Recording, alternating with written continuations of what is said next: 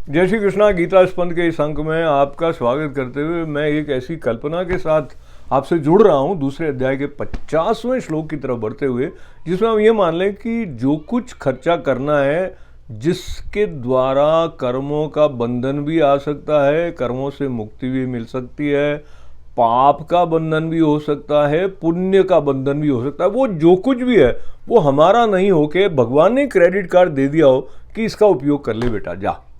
तो फिर एक मुक्ति का सतत भाव हमारे लिए सुलभ हो जाता है। इस बात को समझने के लिए 50वें श्लोक को सुन लेते हैं। बुद्धि युक्तो जहातीह उभय सुकृत दुष्कृते तस्माद् योगाय युज्यस्व।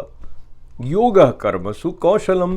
तो बात समबुद्धि की फिर से आ रही है। कहते हैं भाई समबुद्धि के साथ में जो युक्त हुआ है वो सुकृते दुष्कृते यानी पुण्य है या पाप है, अच्छा है या बुरा कर्म है, दोनों को इसी लोक में त्याग देता है। त्याग देने का मतलब हुआ कि उससे बनता नहीं है तो मुक्त रहता है तो त्याग दिया गया। मुक्त रहने का ढंग क्या है? संपर रहने से। संपर रहने के लिए क्या किया कि भगवद अर्पण कर दिया। मेरा नहीं है, कर्तृत्व का जो भाव है ना कि मैं कर रहा हूँ वो भी छूट गए, और भोक्तृत्व का भाव है उससे भी छूट गए। इस प्रकार अगर हम चिंतन करके देखें तो इसके बाद में ये भी कहा कि तस्माद् योगाय युज्यस्व योग कर्मसु कौशलम। तो ये जो समत्व योग है, यहाँ पर योग का अर्थ समत्व से लिया गया कि समत्व योग में लग जाएगा तो इससे ही कर्मों में कुशलता है। अब कर्मों में कुशलता आने के लिए यह है कि आप अपने आप को पूरे मनोयोग से एक कर्म में समर्पित कर सकते हो, लगा सकते हो। वो कब संभव हो पाता है?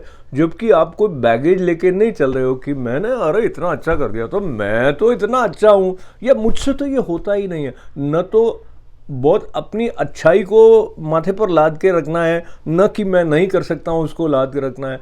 भगवद अर्पण भाव से करना है। मुक्त होकर कर्म करने का जो आनंद है वो समत्व के साथ में योग जब सिद्ध हो जाता है तो उससे कर्म में कुशलता आती है, क्योंकि हमने अपने आप को उसमें उड़ेलने की पात्रता बचा ली, हमने उसमें अपने को विनियुक्त कर दिया।